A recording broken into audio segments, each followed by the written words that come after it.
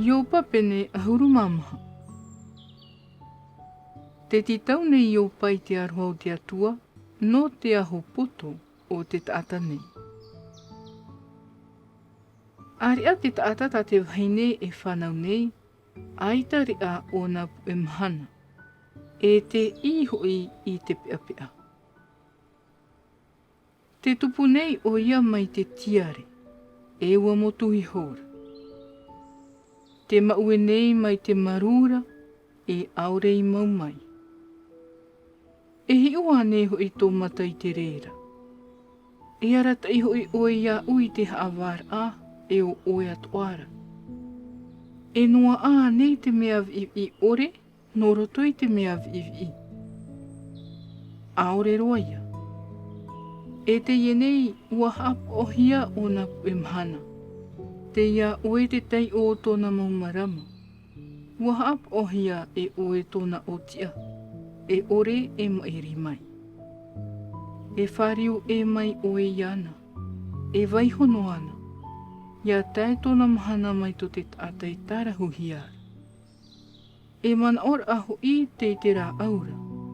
Ia tapu hiara e tupu aho te ohi.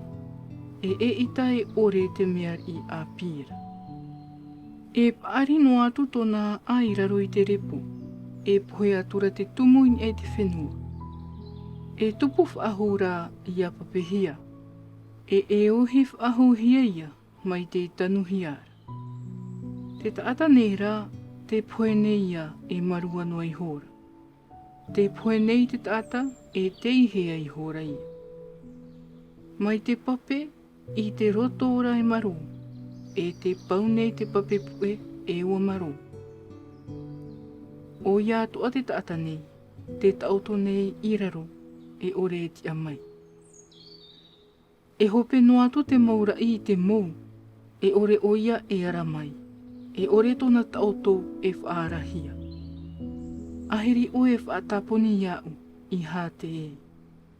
Aheri o e huna iau, e ia ore to o e riri. Aheri o e whaatai te taime a mana o mai ai iau nei. Ia pohe te taata nei, e ora whaahua nei. E tia iau i tō upu e mahana i haap o hiara e ia hope. E ia tai te taime e whaaho i hia i aura. Nā oe te auru mai, e nā oe perawatu ia oe. E otoa oe te ohi pātori mai ravera. Te tai o mai na oe tō utahir ai te nāna. E ere nei te hi o mai na oe ta uhara. Tō unei maupio, ua pau i te uruhia e oe. E ua tapirihia ta unei mauhara i roto i te pote. Te mou ai mairira te pau neia. E te huri e hia nei te mato i tōna vaira. Te pau nei te ofa i te pape.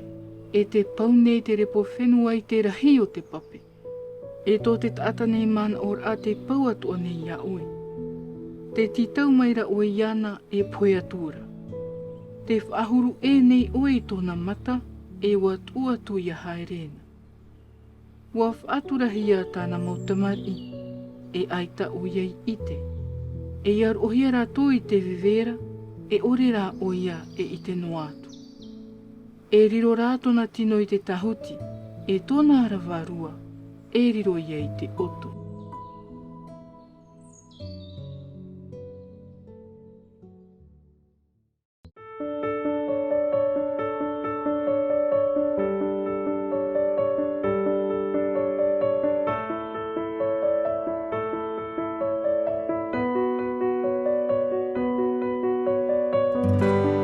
C'était votre lecture quotidienne de la Bible en langue tahitienne proposée par le Centre Média Adventiste, disponible en replay sur cma.adventiste.pf.